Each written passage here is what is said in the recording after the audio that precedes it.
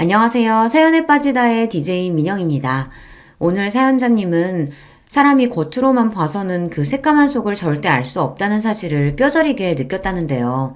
과연 어떤 사연인지 들어보겠습니다. 오늘도 두 가지 사연 준비되어 있으니 끝까지 함께 해주시고요. 그럼 오늘의 사연 바로 시작할게요.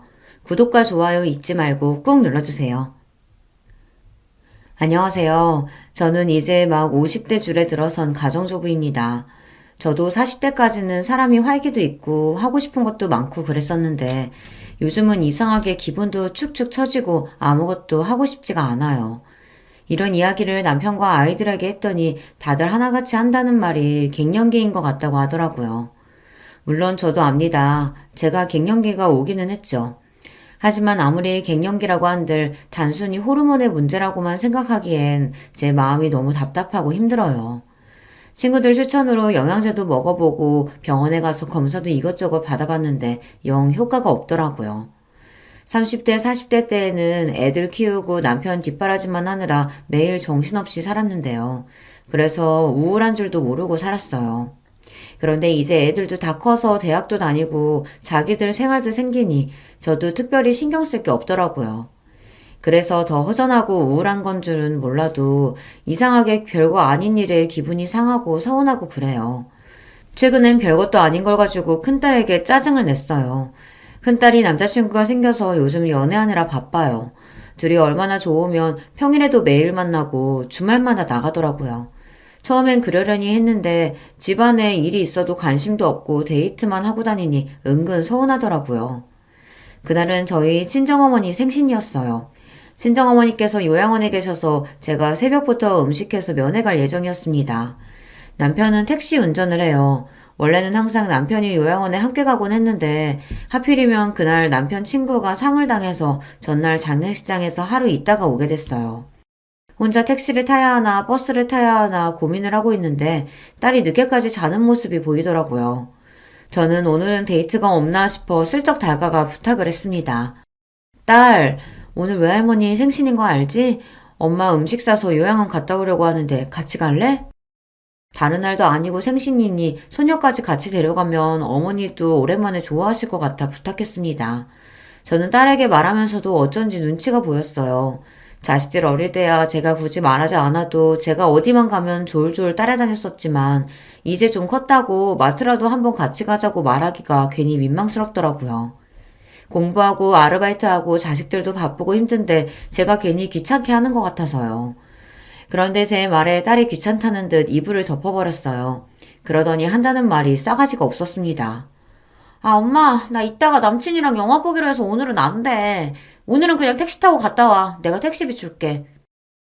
오전 10시가 될 때까지 침대에서 빈둥거리고 있었으면서 갑자기 남자친구랑 약속이 있답니다. 영화 시간이 언젠데 요양원 면회 시간도 얼마 안 돼서 엄마 할머니 얼굴만 보고 금방 올 거야. 같이 잠깐 갔다가 너는 남친 만나러 가면 되지. 딸이 약속이 있다곤 했지만 그 시간까지 준비도 안 하고 뒹굴뒹굴 하고 있는 게 아직 여유가 있는 것 같아 저는 한 번 더 이야기했습니다. 아무래도 음식을 만들어 싸둔 게 양이 많아서 딸에게 차로 데려다 달라고 해야 할 것 같아서요. 엄마, 나도 계속 시험 기간에 아르바이트해서 너무 피곤해서 그래. 아, 오늘은 제발 좀 쉬자. 제 말이 듣기 싫은지 딸은 잔뜩 인상을 구기며 짜증을 냈습니다. 그 모습을 보니 저도 순간 욱하더군요. 너는 딸년이라는 게 어떻게 그렇게 너밖에 모르니? 네 외할머니가 너한테 어떻게 했는데? 아무리 정신없는 노치네라도 1년에 한 번이는 생일인데 소녀가 돼서 들여다볼 생각도 안 하니? 순간 저는 울분을 토해냈습니다. 친정어머니가 첫손녀라고 제 딸을 얼마나 예뻐했는지 몰라요. 친정어머니는 평생 시골에서만 사시던 분이었는데 제가 둘째를 낳고 힘들어하니까 큰애를 봐주시겠다고 시골에서 자주 올라오셔서 큰딸을 봐주셨어요. 엄마도 무릎도 안 좋고 허리도 안 좋으면서 손녀 놀아주겠다고 동물원이고 공연장이고 혼자 데리고 다녀주셨습니다. 그렇게 키웠는데 딸년이 1년에 한 번도 할머니를 보러 가지 않겠다고 하니 서운하고 너무 화가 났습니다. 그 순간만큼은 제 속으로 낳은 자식이라도 미웠어요. 아, 왜 또 말을 그렇게 해? 그리고 나만 손녀야? 김희수한테는 말도 안 했으면서 왜 나한테만 그래? 딸녀는 또 둘째랑 비교하며 자기한테만 뭐라고 한다고 하네요. 예서는 면허가 없잖아. 저기 식탁 위에 짐 좀 봐라. 엄마가 혼자 힘들게 낑낑 들고 가야 하는데 면허 있는 네가 좀 태워다 주면 안 되니? 결국은 운전해달라는 말이었네. 그러니까 내가 택시비 준다고 택시 타고 가라고 했잖아. 말해봐야 뭐 하겠어요. 자식이라고 많은 것도 아니고 딸랑 둘인데 하나같이 제 속을 알아주는 놈이 없으니 계속 말해봐야 우라통이 더 터졌습니다. 내가 그깟 택시비 없어서 그러냐? 에이그 싸퉁바가지 없는 년. 내가 너한테 뭘 바라냐? 엄마! 별것도 아닌 거 가지고 왜 그렇게 예민하게 굴어? 그리고 나한테 년이라고 좀 욕하지 좀 마. 딸 사춘기 때보다 요즘 들어 딸이랑 훨씬 더 다툽니다.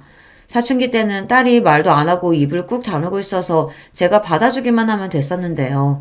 제 갱년기는 화를 도저히 참을 수 없어 버럭버럭 내질러야만 화가 누그러드니 가족들하고 안 싸울 수가 없었어요. 이런 이야기를 시댁에서 동서와 함께 나눈 적이 있습니다. 친정어머니 생신날 있었던 이야기를 하면서 제가 갱년기가 오기는 왔는지 자꾸만 욱하게 되고 가족들에게 화를 내게 된다고요. 그래서 별것도 아닌 일에 서운하고 혼자 우울하다고 했습니다. 그러자 가만히 듣고 있던 동서가 기분 나쁘게 실실 웃었어요. 그러게 제가 말씀드렸잖아요. 답답하게 애들하고 남편만 바라보고 사시지 말라고요. 진작 면허도 따고 일도 했으면 지금 자식한테 부탁할 일 없죠. 평생 자식한테 헌신하면 뭐래요? 다들 대가리 크면 자기들이 혼자 큰 줄 알고 부모는 헌신짝처럼 여기는데. 저 보세요. 애 있다고 애한테 얽매이지 않고 자유롭게 살았더니 지금도 저나 애나 각자 알아서 잘만 살잖아요. 동서 말이 틀린 말이 아니라는 건 저도 잘 압니다. 하지만 동서에게 듣고 싶은 말은 그런 현실적인 조언이 아니었어요. 저는 위로가 필요했습니다. 동서야 젊어서부터 돈도 잘 벌었으니까 슈터도 쓰고 학원도 다 보내면서 키워서 그렇지. 우리 집 사정이 동서네랑 어디 같나. 다를 게 뭐가 있어요. 형님도 애 하나만 낳고 작은 직장이라도 다녔으면 지금 그 꼴은 안 당하죠. 그러게 왜 애를 둘이나 낳아서 일을 그만뒀어요? 애들도 엄마가 자기 일하고 돈 벌면 무시 못해요. 자식 때문에 속상해서 하소연 좀 했더니 동서는 단번에 저를 자식에게 무시당하는 엄마로 만들었습니다. 우리 애들이 날 무시해서 그런 게 아니라 이제 다 커서 자기들 생활이 생기니까 그렇다는 거지. 동서도 지연이 커봐. 지금이랑은 달라. 이런 이야기를 하려던 건 아니었는데 동서가 자꾸만 지금까지 살아온 제 삶을 부정하며 나쁘게 이야기를 하니 저도 은근 기분이 상하더라고요. 저는 형님이랑 달라요. 지연이가 크면 자기가 알아서 사는 거지. 제가 신경 쓸 게 뭐 있어요? 저는 지연이가 뭘 하든 간섭 안 할 거예요. 딸 키우는 게 그렇게 쉬운 줄 알아? 요즘 세상이 얼마나 위험한데. 동서도 자기 일만 신경 쓰지 말고 지연이한테 관심도 좀 가져. 한참 사춘기잖아. 동서가 똑똑하고 뭐든 잘하는 걸 알면서도 저는 괜히 자격지심에 아무 말이나 막 했습니다. 동서한테 말해봐야 제가 절대 이길 수 없다는 걸 알면서도 말이죠. 한참 사춘기 맞죠? 근데 우리 지연이는 괜찮아요. 스트레스 풀라고 제가 병원에서 매일 피부관리도 해주고 백화점에서 쇼핑하라고 제 카드도 줬어요.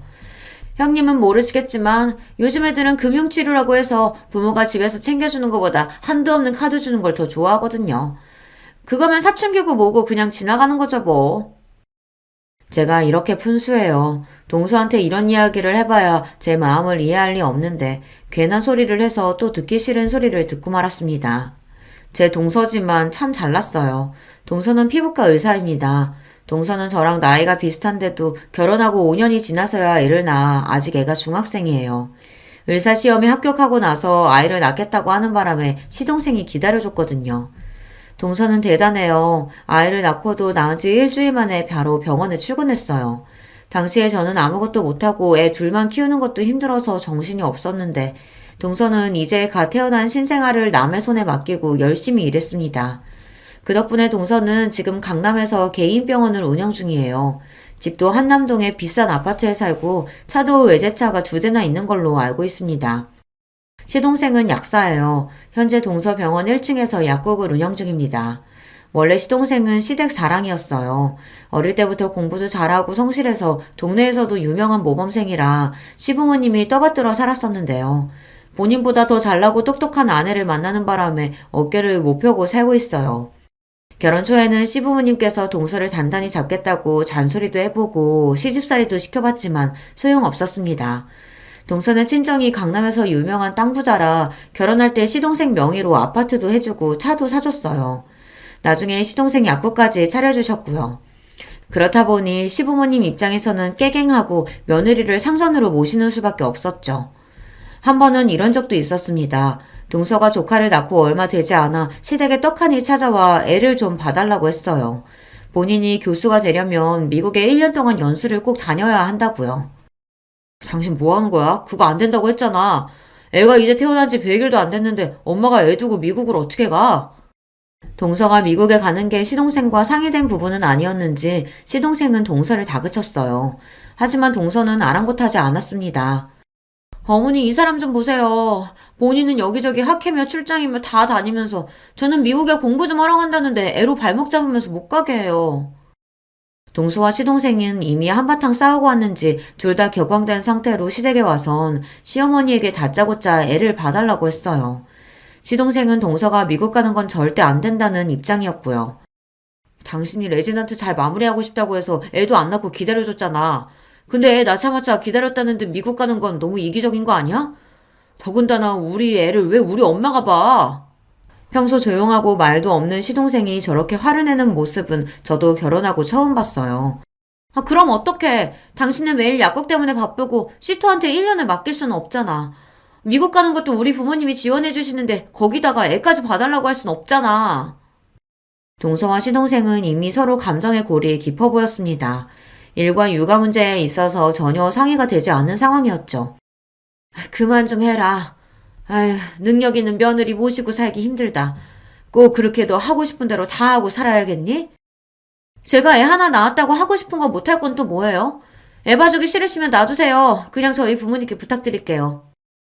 내가 지금 애 봐주기 싫어서 이러니? 애도 애지만 부부가 어떻게 1년이나 떨어져 살아? 앞으로 평생 살아야 하는데 1년 정도 떨어져 있는 게 뭐 어때요? 어차피 지금도 뭐 대단히 사이좋은 부부는 아니에요. 당시에 저도 애 둘 키우면서 힘들었던 때라 사실 동서가 부럽기도 했어요. 시부모님이나 남편에게 좋은 소리 못 들을 걸 알면서도 당당하게 본인이 원하는 바를 주장하는 게 멋져 보였거든요. 결국 시어머니께서 조카를 1년 동안 키워주시기로 하셨습니다. 동서는 그런 사람이에요. 본인이 원하는 게 있으면 무슨 수를 써서라도 꼭 해내고 마는 사람이었죠. 동서는 미국 연수를 끝내고 돌아와서 교수가 되자마자 병원을 나와 개업을 했어요. 그때도 시동생과 시부모님은 의아해했습니다. 애까지 어머니에게 맡기고 공부하겠다고 가더니만 결국은 와서 교수로 생활할 것도 아니고 바로 개업을 했으니까요.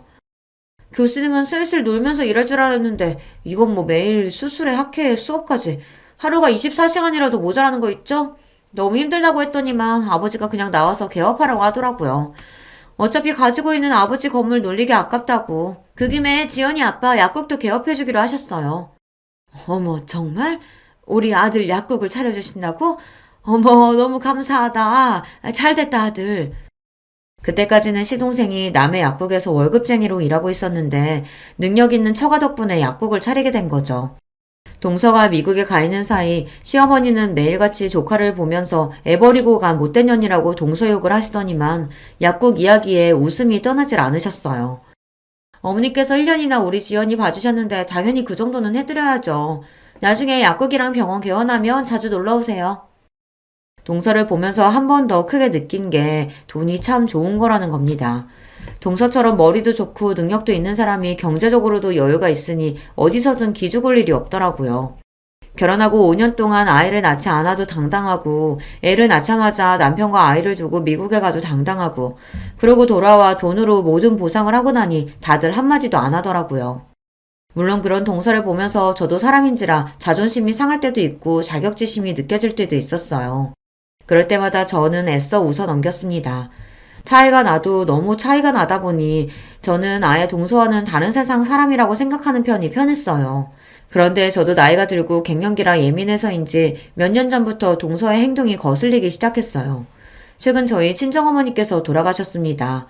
부모님의 죽음이라는 게 누구에게나 충격적이지만 저는 특히나 어머니께서 오랫동안 요양원에서 생활하시다 돌아가신 거라 더 마음이 안 좋고 죄송했어요. 자식으로서 항상 받기만 하고 해드린 게 너무 없다는 마음이 들어서요. 그러다 보니 장례식만큼은 어머니께서 원하시는 대로 해드리고 싶었습니다. 어머니는 요양원에 가시기 전까지 50년을 넘게 살았던 고향에 묻히고 싶어 하셨어요. 거기에 친정아버지 묘도 있거든요. 어머니는 치매기가 있어서 정신이 오락가락 하시던 와중에도 항상 죽으면 고향 땅 아버지 옆에 있고 싶다고 하셨습니다. 저는 그 소원을 들어드리기 위해 장례식도 어머니의 고향에서 진행하고 장지도 아버지 옆자리로 결정했어요. 안 그래도 마음이 좋지 않은 와중에 제 앞에서 동서가 실수를 했습니다. 지금도 그때만 생각하면 성질이 나서 자다가도 벌떡벌떡 일어나요. 동서가 한 짓이 너무 괘씸해서요. 장례식은 자식이 서울에 살면 서울에 사는 거 아니에요? 아니 무슨 조문객도 별로 없으시면서 굳이 장례식을 이 먼 목포까지 와서 해요. 아 바빠 죽겠는데 환자들 일정 변경하느라 죽는 줄 알았잖아요. 당신은 무슨 그런 소리를 해? 왜? 내 말이 맞잖아. 아 다들 바쁜 사람들인데 무슨 장례식을 목포에서 해? 동서는 오자마자 저에게 위로의 말 한마디 없이 자기 하소연만 하기 바빴습니다. 저는 더 말할 힘도 없어서 대충 고생했다고 했어요. 바쁘면 안 와도 되는데 멀리까지 오느라 고생했어요.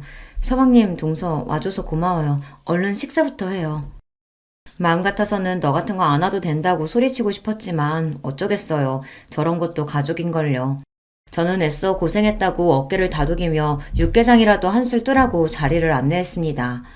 그런데 그때 동서가 미간을 확 구기더니 갑자기 코를 잡았어요. 아니요, 저 안 먹어요. 이거 무슨 냄새야?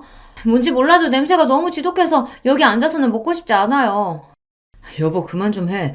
형수님도 마음 안 좋으시고 정신 없으실 텐데 왜 그렇게 호들갑을 떨어? 저희 고향에서는 장례식이든 결혼식이든 집안에 손님들을 부르면 항상 홍어를 내놔요. 그러다 보니 장례식장에 홍어전 냄새가 좀 났나 봐요. 그걸 가지고 동서가 학을 떼며 난리를 치더군요. 내가 바빠 죽겠는데 여기까지 와서 이런 냄새 나는 데서 밥까지 먹어야겠어? 형님, 저 도저히 안 되겠어요. 저 그냥 나가서 따로 밥 먹고 올게요. 동서는 아예 잠시도 못 있겠다고 인상을 구기더니만 정말로 나가서 식사를 했어요. 시동생은 저 사람이 워낙 유난하다고 죄송하다고 사과했지만 저는 이미 마음이 상했습니다.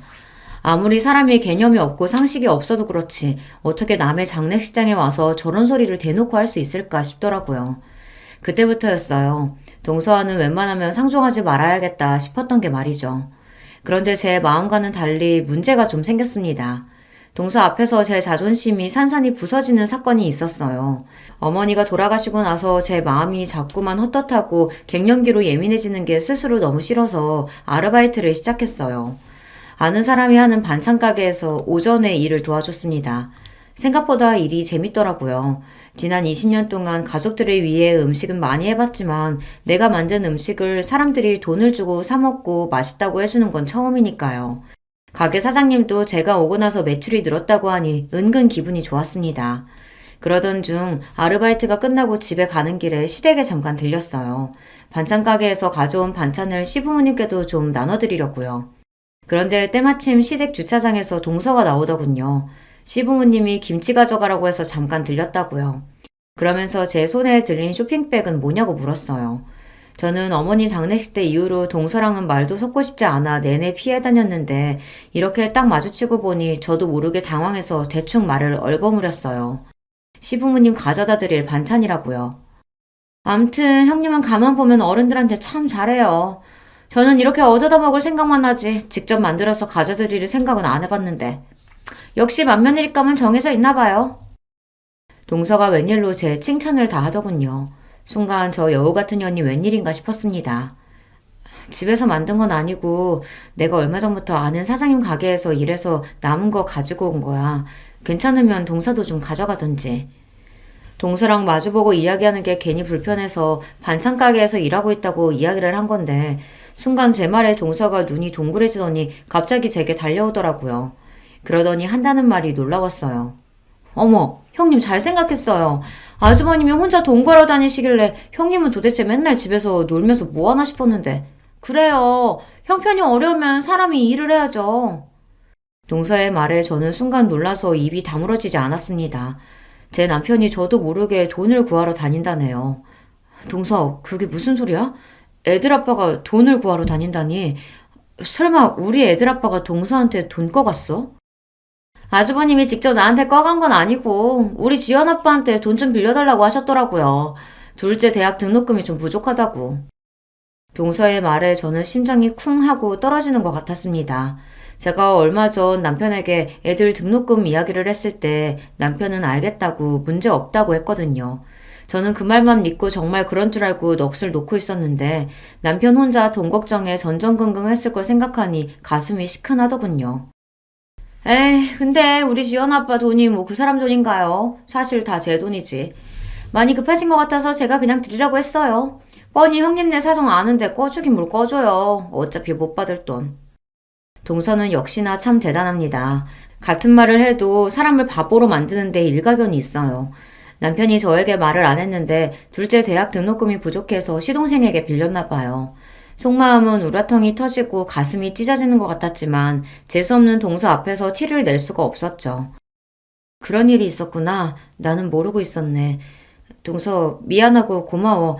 그 돈은 내가 금방 갚을게. 아, 아니에요, 형님. 내가 꼭 돈 내놔라고 한 것처럼 사람 민망하게 왜 그래요? 우리한테 돈 몇백이 뭐 돈인가요? 정말 괜찮으니까 신경 쓰지 마세요. 아니야, 동서. 그 돈 내가 꼭 갚을 거야. 그러니까 괜한 소리 하지 말고 그냥 받아. 동서와 이야기를 나누면 나눌수록 제 감정은 점점 더 격앙되었습니다. 자존심이 너무 상해서요. 형님, 왜 또 정색하고 그러세요? 사람 무섭게. 우리 형님 이제 보니까 자존심 엄청 강하시구나? 알았어요, 알았어. 그 돈 갚으세요. 제가 다 받을게요. 동서는 대단히 인심이라도 쓰는 것처럼 돈을 받겠다며 실실 웃었어요. 제가 그동안 참 멍청했습니다.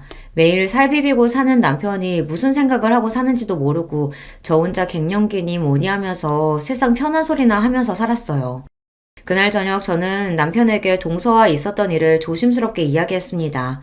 그렇게 힘들면 말을 하지 왜 끙끙 앓았냐고요. 그러자 남편은 오히려 제 걱정을 했어요. 동서가 또 기분 상하게 한 건 아니냐고 말이죠.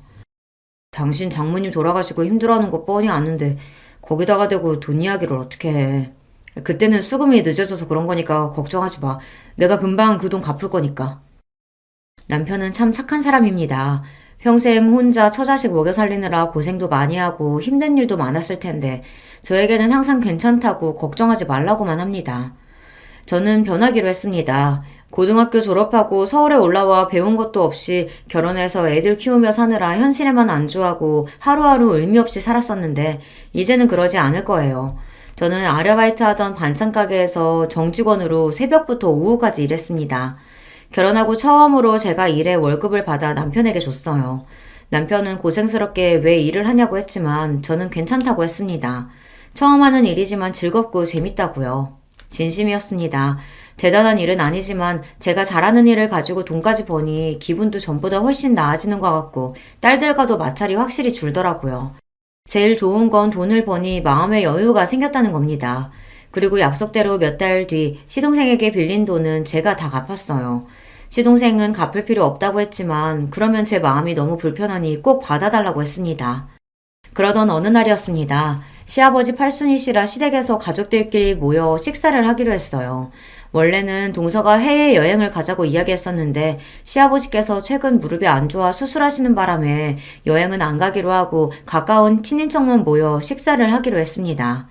사실 저는 다행이다 싶었어요. 시아버지께서 아프신 건 안타깝지만 다 같이 해외여행을 가는 건 솔직히 부담됐거든요. 요즘 누가 촌스럽게 집에서 잔치해요. 그냥 해외여행 가요, 어머님. 어머님, 아버님 연세도 있으신데 언제 또 다 같이 여행을 가보겠어요? 이 많은 식구가 한 번에 여행 가려고 하면 비용이 만만치 않을 텐데 해외는 좀 부담스럽고 국내로 한번 알아볼까? 요즘 우리나라도 물가 많이 올라서 국내에서 여행하나 해외로 가나 크게 다르지 않아요. 형님네랑 우리랑 반반씩 내면 되는데 그 정도는 갈 수 있죠. 순간 저는 머리가 복잡했습니다. 시부모님의 우리 식구, 동선의 식구 다 하면 적어도 9명인데 그 식구가 해외에 간다고 하면 도대체 얼마나 들어갈까 계산도 안 됐죠. 제 머릿속이 정신없이 돌아가는 걸 여우 같은 동서가 눈치챘는지 피식 저를 비웃었습니다. 형님, 반씩 내는 것도 부담스러우시면 그냥 저희가 다 낼게요. 그거 얼마나 한다고 티나게 그렇게 놀라고 그래요. 제 표정만 보고 비웃더니만 동서는 본인이 다 내겠다고 했어요. 그러다 시부모님은 됐다고 손사래를 치셨죠. 됐다 됐어. 자식들 힘든데 다 늙어서 해외여행은 무슨 해외여행이야. 젊은 너희들이나 갔다 와. 우리는 안 가도 돼. 형님이 시댁이랑 여행 가는 거 불편한 티 팍팍 내서 아버님 삐지셨잖아요. 아버님 걱정하지 마세요. 둘째 며느리가 비행기 꼭 태워드릴게요. 동서는 꼭 말을 해도 사람을 이상하게 만들면서 이야기했습니다. 꼭 마치 제가 시부모님이랑 여행 가기 싫어하는 것처럼 만들어버리더라고요. 저는 듣다 기분이 나빠서 동서는 무슨 말을 그렇게 하냐고 한마디 하려던 참이었습니다. 그런데 그때 마침 남편이 나서더군요. 아, 그걸 재수씨가 왜 다 내요? 내가 장남인데 내도 우리가 내야죠. 우리가 무슨 돈이 있어서 온 식구 해외여행비를 다 낼 수 있겠어요. 남편은 돈도 없으면서 동서랑 시동생 앞에서 괜히 자존심이 상하니 오히려 더 큰 소리를 쳤습니다. 그 모습을 보는데 짜증이 나면서도 애써 꾹 참았어요. 시부모님도 있는 앞에서 괜히 이런저런 이야기를 더 했다가는 분위기가 더 이상해질 것 같아서요. 아니야, 형. 우리야 매번 해외에 자주 나가서 마일리지도 있고 따로 여행 적금 드는 것도 있어서 부담 없어. 우리가 낼게. 시동생 말에 남편이 한마디 더 하려는 걸 제가 슬쩍 허리를 쿡 찔렀습니다.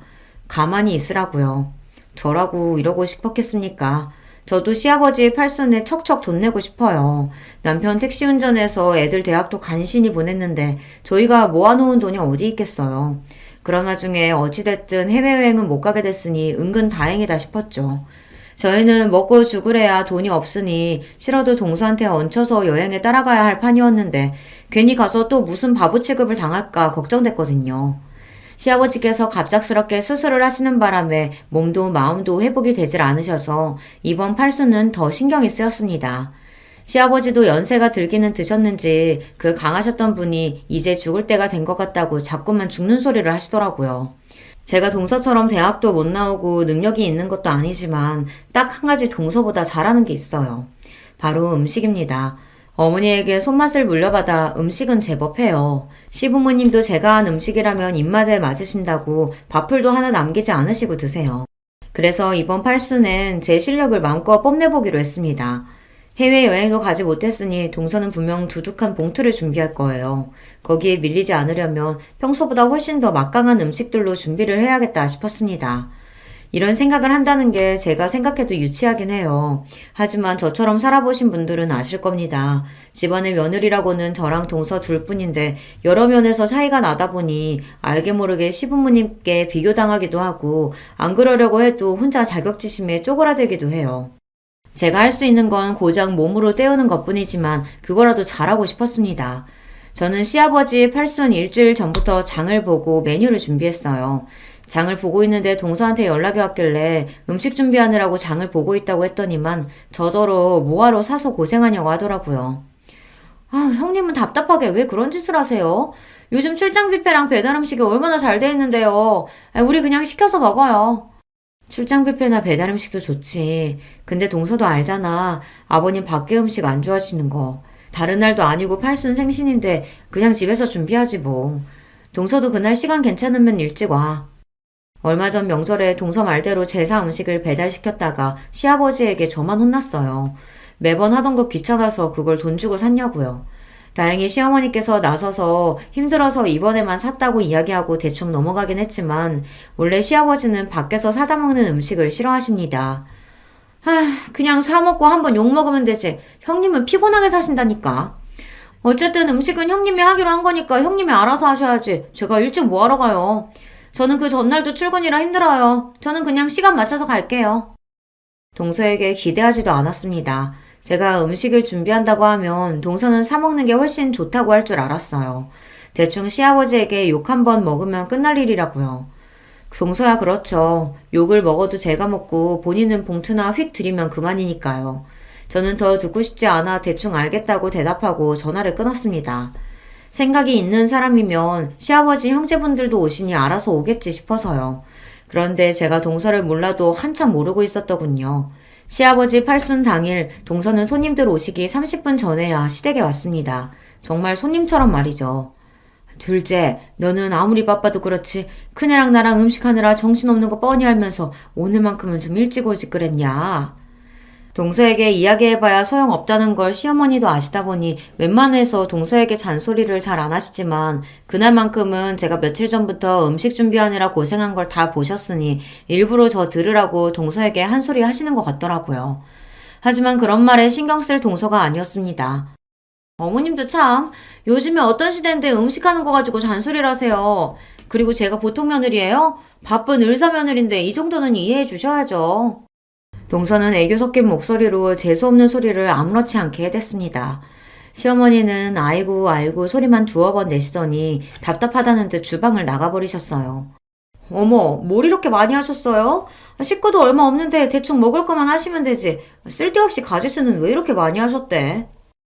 동서는 시어머니께서 주방을 나가시자마자 무슨 검사라도 하러 온 사람처럼 이것저것 맛을 보더니 굳이 쓸데없는 음식까지 뭐하러 이렇게 많이 했냐입니다. 저는 허리도 한번 못 펴고 준비를 했는데 고생했다는 말도 없이 저 따위로 말하니 사람이 순간 기분이 확 상하더군요. 동서는 살림의 살자도 모르고 음식이라고는 해본 적도 없어서 잘 모르나 본데 잔치 음식에는 다 기본 구성이라는 게 있는 거야. 여기 쓸데없는 음식은 하나도 없어. 아, 그래요? 누가 보면 호텔 주방장이라도 모신 줄 알겠어요. 제 말이 기분이 나빴는지 동서는 곧바로 얼굴을 구기더니 비아냥거리더군요. 그날만큼은 저도 동서에게 지고 싶지 않았습니다. 사람이 아무리 바쁘고 일이 많아도 뻔히 제가 시아버지 생신장을 준비한다는 걸 알고 있었으면서 손님처럼 와서 얻어먹으려고만 하는 꼴이 얄미웠거든요. 음식 그만 좀 만지작거리고 앞치마나 좀 매. 이거 다 가져다 놔야지. 음식이 쓸데없는 것만 있네, 먹을 게 없네 하는 소리를 짓거리더니만 자꾸만 손으로 음식을 덥석덥석 집어먹는 꼴이 기가 막혔어요. 저는 옆에 있던 앞치마를 동서에게 건넸습니다. 하나씩 들고 거실로 나르자고요. 그런데 그때 제가 건넨 앞치마를 툭 내려놓은 동서가 기가 막힌 소리를 했습니다. 형님이 다 알아서 한다고 하시더니 왜 자꾸 저한테 시키세요? 제가 남들처럼 주방에 들어가서 음식이나 하려고 이렇게 뼈 빠지게 공부한 줄 아세요? 음식 같은 건 형님처럼 못 배운 사람이나 하는 거죠. 전 아버님 드리려고 용돈 두둑히 챙겨왔거든요. 일은 몸으로 대충 때우시는 형님이 다 하세요.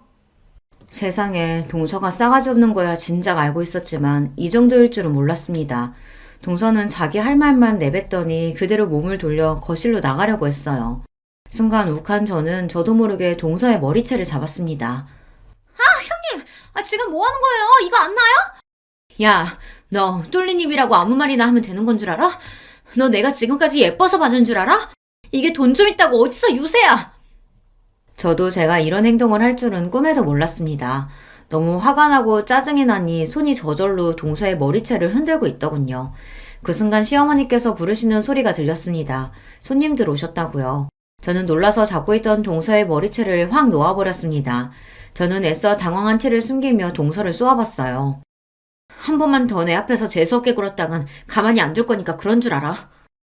저는 당당하게 제 할 말을 하고 동서보다 앞서 거실로 나갔습니다. 그때까지도 혹시나 동서가 뒤에서 달려들기라도 할까봐 겁이 나서 심장이 쿵쿵 크게 뛰었어요. 하지만 이미 벌어진 일이었습니다. 앞으로 동서가 저에게 무슨 짓을 하든 저도 더는 봐주지 않기로 했어요. 저는 곧장 거실로 나가 손님들에게 인사부터 드렸습니다. 그때 뒤에서 급하게 뛰어오던 동서의 인기척이 저에게도 들렸지만 애써 모른 척 했습니다. 저는 거실에 식사 준비를 하면서도 연신 동서를 흘깃거렸어요. 제가 머리채까지 잡았으니 절대 가만히 있을 동서가 아닌데 가만히 있는 게 이상해서요. 물론 동서도 생각이 있다면 어른들 있는 앞에서 행패를 부리지는 않겠지만 내내 불안했습니다. 그런데 역시나 그냥 넘어갈 동서가 아니었죠. 갑자기 제가 만든 갈비찜을 먹더니 욱하는 소리를 냈어요. 그러더니 한다는 말이 가관이었죠. 형님, 이게 뭐예요? 이거 파리 아니에요? 음식을 어떻게 했으면 파리가 들어간지도 모르고 먹으라고 내놔요. 뭐? 그게 무슨 소리야? 갑자기 파리라니. 순간 거실에 있던 시부모님과 손님들은 일제히 동서 손에 들린 파리를 쳐다봤어요. 그런데 동서 말이 사실이었습니다. 제가 만든 갈비집에서 새까만 파리가 나왔어요. 저는 놀라서 그럴 리 없다고 음식을 확인했습니다. 그때였어요. 동서는 다른 접시에 있던 잡채도 한 입 먹어보더니 욱소리를 내며 뱉었습니다. 어머, 이것도 뭐야? 형님, 잡채 간 보신 거 맞아요? 간장을 얼마나 부었는지 짜서 도저히 못 먹겠네. 아버님, 어머님, 잡채 드시지 마세요. 이걸 도대체 어떻게 먹으라는 거야? 동서는 갈비찜에 이어 잡채까지 들먹이며 꼬투리를 잡았습니다. 저는 그제야 정신이 들었습니다. 동서 인연이 제가 지 머리채를 좀 잡았다고 작정하고 제 음식을 모함하는 것 같더라고요. 동서 무슨 소리야. 내가 다른 거 몰라도 잡채간은 몇 번을 봤는데 짜긴 뭐가 짜다고 그래. 짜니까 짜다는 거지. 제가 뭐 없는 소리라도 지어내는 줄 알아요? 이상하면 형님이 먹어봐요. 그럴 리 없었습니다.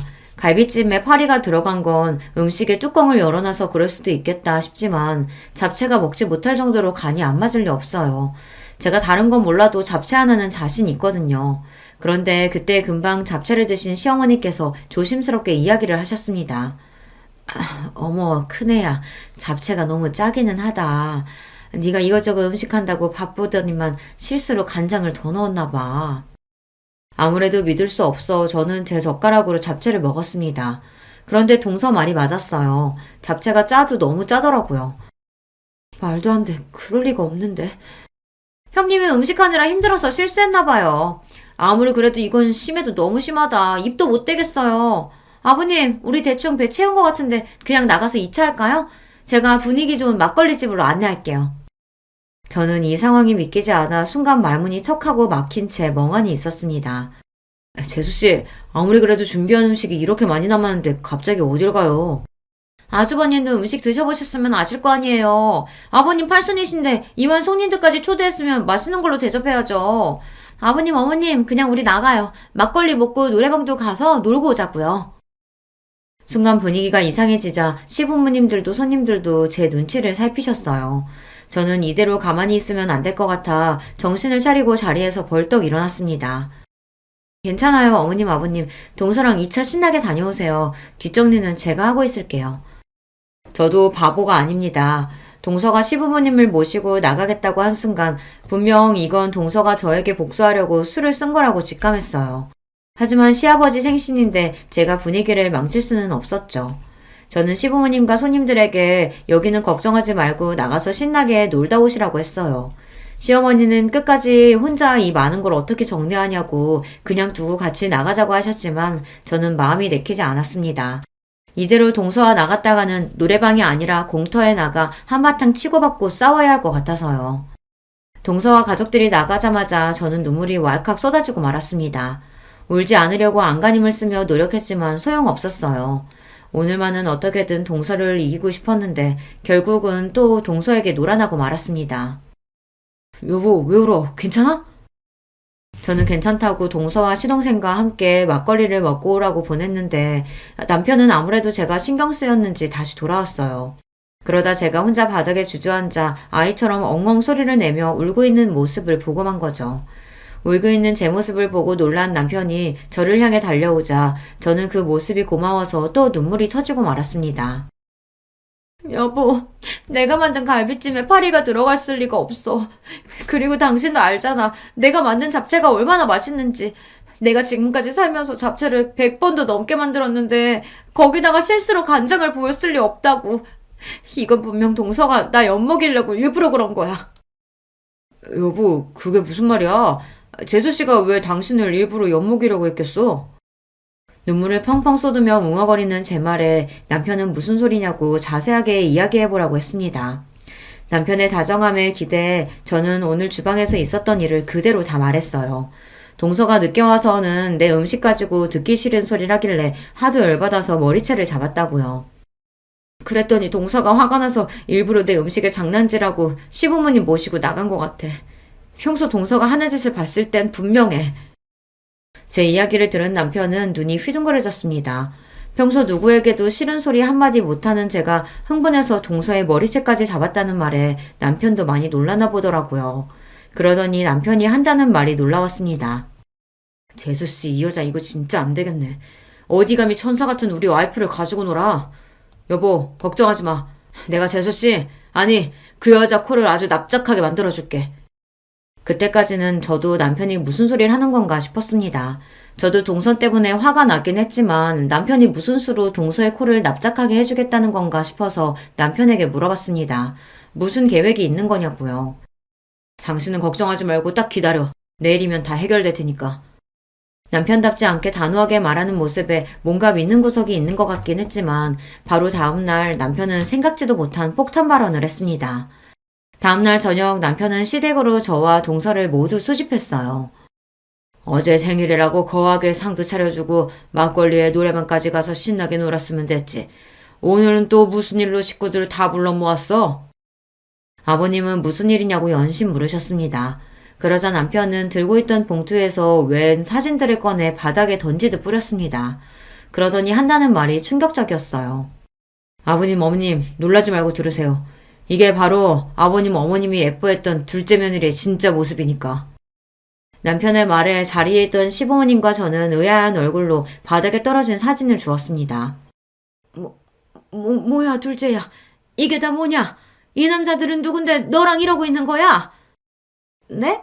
무슨 말씀이세요, 어머님? 남자라뇨? 남편이 뿌린 사진 안에는 술에 잔뜩 취한 동서가 양쪽에 젊은 남자들을 끼고 웬 술집에서 나오는 사진이었어요. 그 사진을 확인한 시부모님은 곧장 동서를 쏘아보았고 동서는 놀라 사진을 구겼습니다. 그러더니 한다는 소리가 기가 막혔어요. 어머, 아주버님, 이게 다 뭐예요? 아주버님 혹시 스토커예요? 남의 사진을 이렇게 마음대로 찍으면 어떡해요? 모 눈에는 뭐만 보인다더니 스토커는 무슨. 아버지, 어머니, 그 사진 속 술집 보통 술집 아니에요. 돈만 주면 젊은 남자들이랑 술 먹고 노는 룸사롱이라고요. 그랬습니다. 알고 보니 얼마 전 남편이 손님을 태우고 강남에 갔다가 우연히 한 술집 앞에서 동서를 보았답니다. 남편은 동서 병원이 강남에 있으니 일이 끝나고 한잔 했나 보다 싶어 아는 체 하려고 했대요. 동서가 술에 많이 취했으면 집에 데려다 주려고요. 그런데 그때 동서 뒤에서 웬 젊은 남자들이 나타나더니 동서를 부축해 남편이 운전하는 택시를 잡았답니다. 그러더니 동서를 남편의 택시 뒤에 태운 거예요. 동서를 태운 남자들은 딱 봐도 동서의 동료가 아닌 것 같았답니다.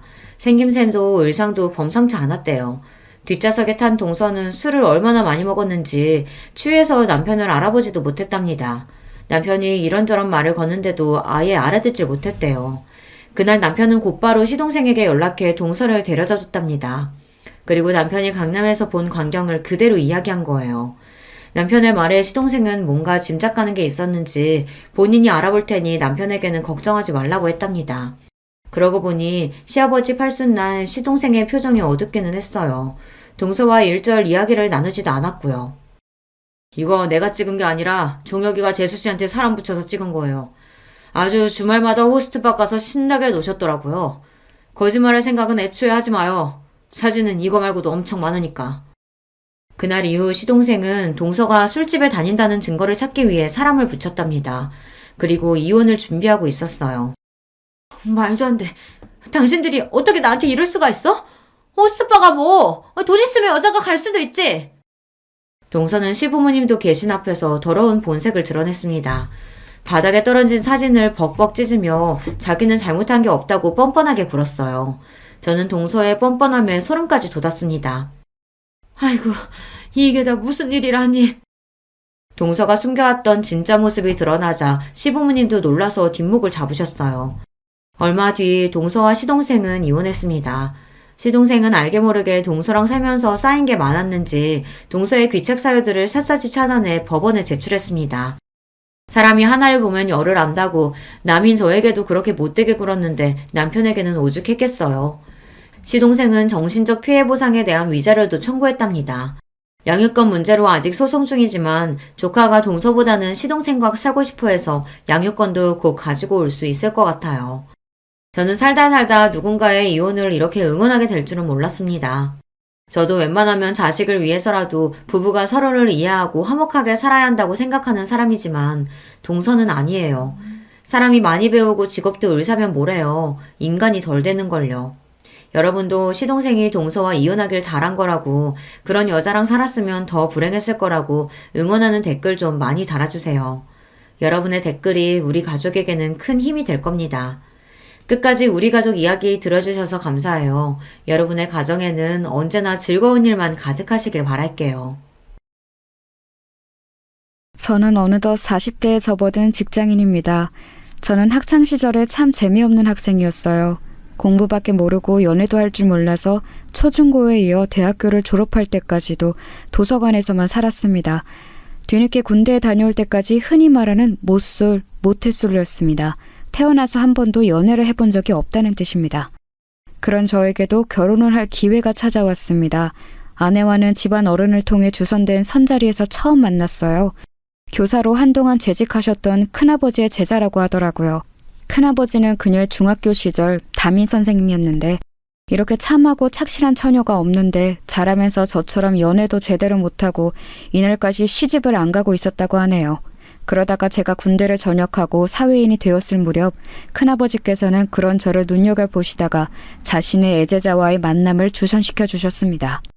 처음 만난 아내의 모습은 정말 아름답게 그지없었습니다. 왜 이런 아리따운 여인이 이제껏 시집도 못 가고 연애다운 연애도 제대로 못 해봤는지 이해할 수가 없었습니다. 공부밖에 모르던 샌님인 저에게는 아깝다는 생각마저 들 정도였습니다. 그런데 대화를 좀 나눠보니 확실히 남자랑 대화하는 게 어색해 보이긴 했습니다. 대화도 툭툭 끊어지고 무엇보다 저를 그다지 마음에 들어하지 않는 것 같아 보였습니다. 그러면 오늘은 이만 이렇게 일어날까요? 네, 다음에 봬요. 뻘쭘한 분위기를 더 못 견딘 제가 자리를 펴하는 제안을 했고 그녀는 상투적인 다음에 보자는 말로 인사를 나눈 뒤 그날은 그렇게 헤어졌습니다. 어색해하던 그녀의 모습을 떠올리면서 이번 만남도 물 건너 갔구나 싶었습니다. 그런데 며칠이 지나서 그녀에게서 먼저 문자가 와 있었습니다. 준석 씨, 그날 잘 들어가셨어요? 우리 다음에 보기로 했는데 언제가 좋을까요? 저는 당연히 그녀가 첫 만남에서 헤어질 때 한 다음에 보자는 말이 그냥 예의상 인사치레로 하는 말이라고 생각했는데 그녀는 진심으로 한 말이었습니다. 아, 봐요 우리. 언제가 좋을까요? 저는 오늘도 괜찮은데. 네? 오늘이요? 좋아요. 그럼 오늘 봐요.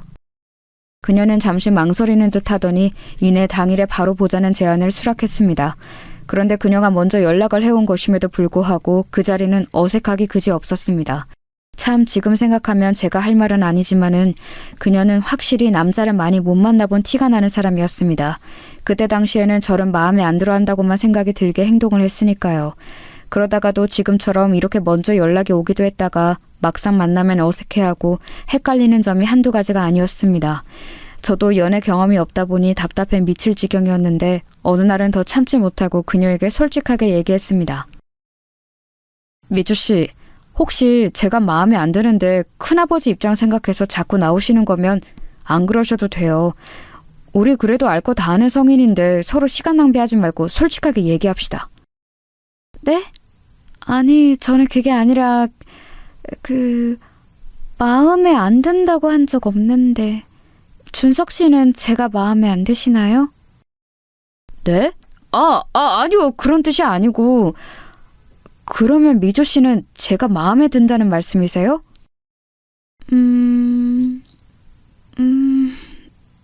네. 그녀는 몇 차례 쭈뼛거리더니 이윽고 힘겹게 긍정의 대답을 했습니다.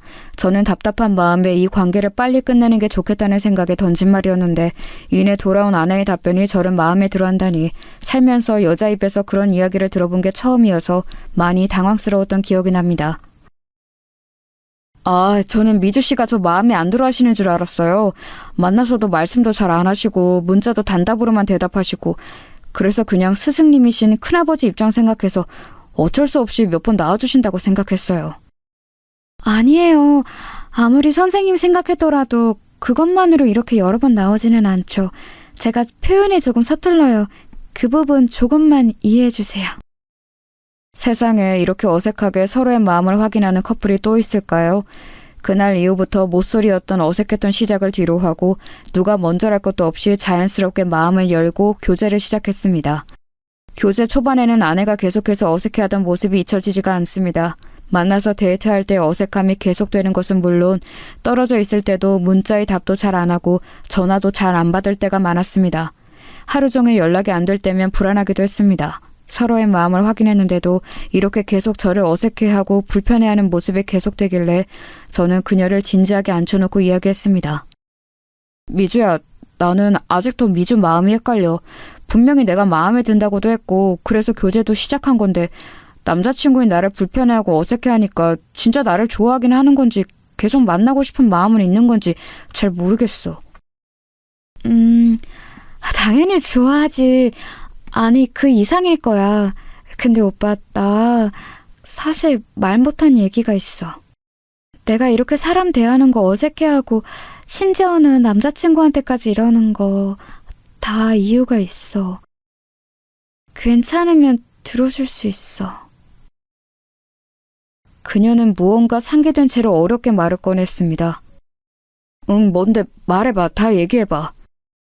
그게 사실 나는 어린 시절 안 좋은 기억을 가지고 있어.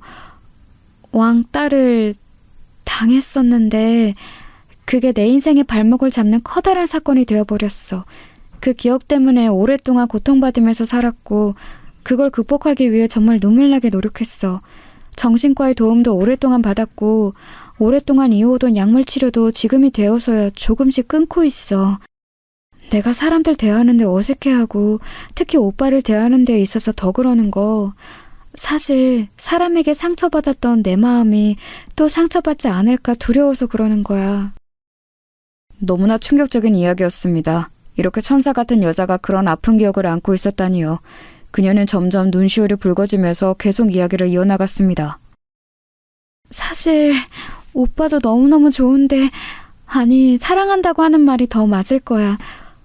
그런데 오빠를 사랑하면 더할 사랑할수록 오빠도 나한테 상처 줬던 사람들처럼 나를 떠나가 버릴까봐 무서워.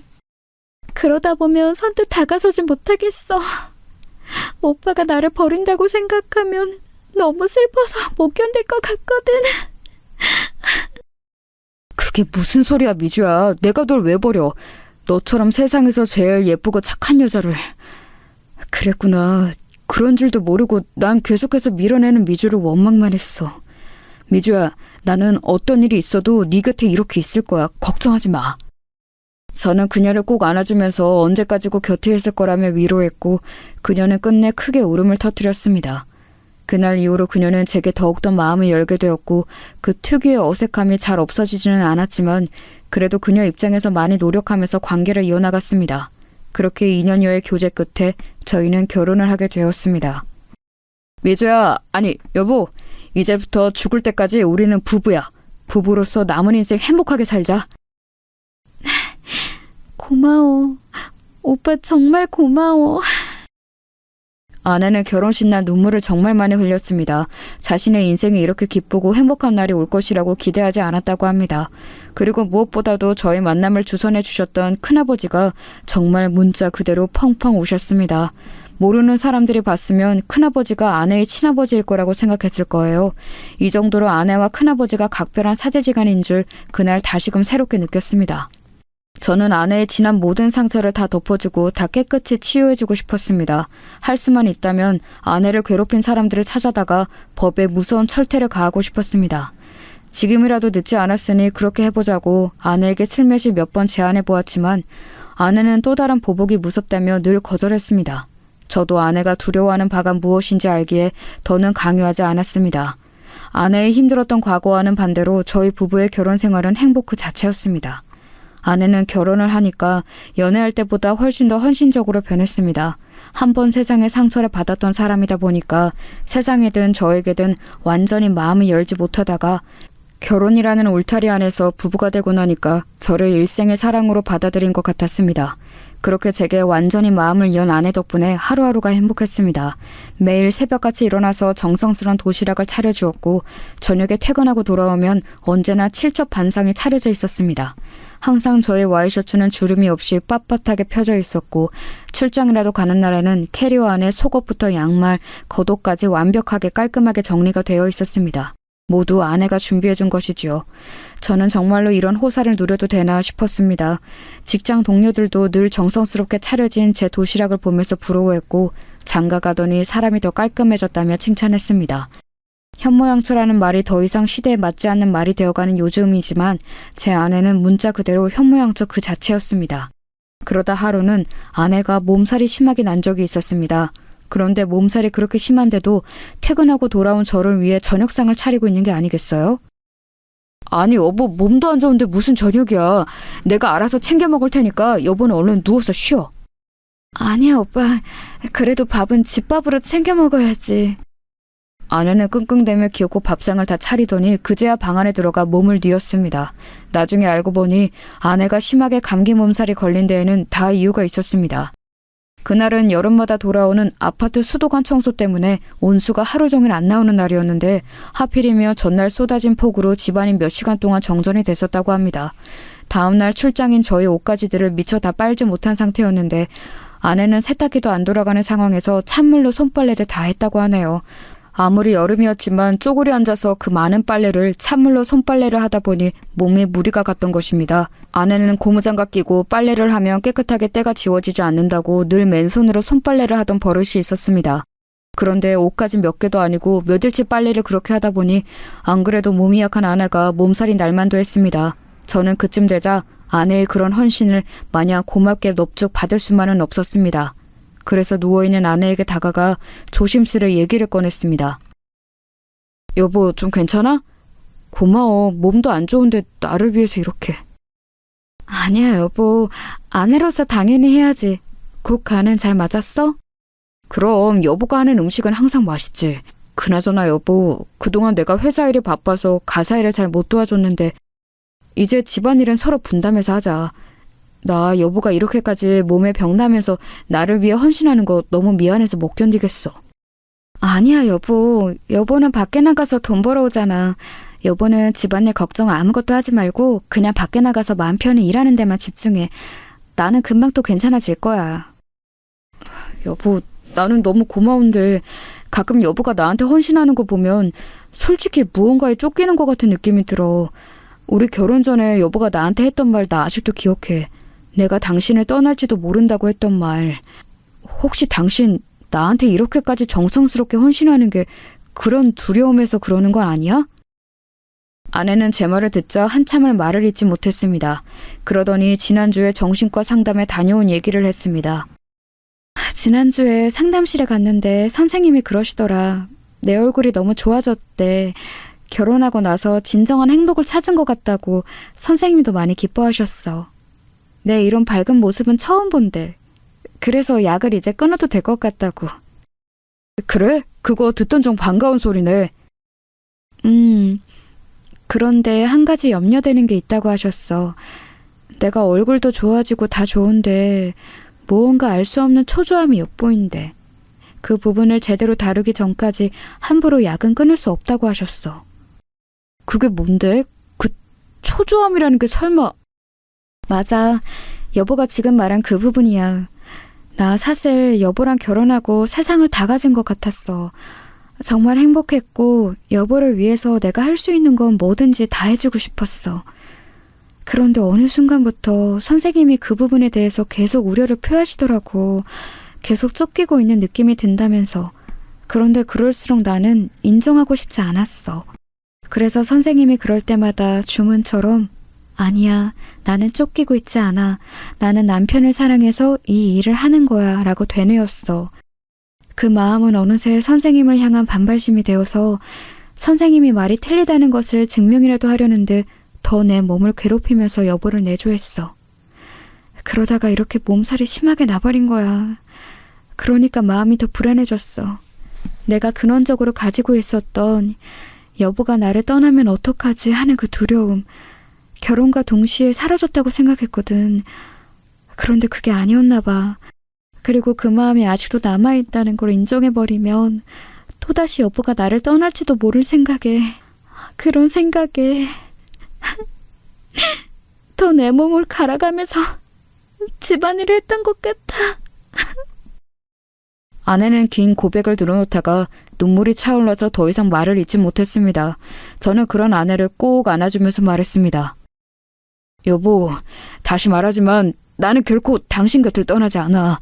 여보의 마음이 불안하면 매일매일 이 말을 해줄게. 하루에 1000번도 더 할 수 있어. 여보의 마음이 안정될 수만 있다면.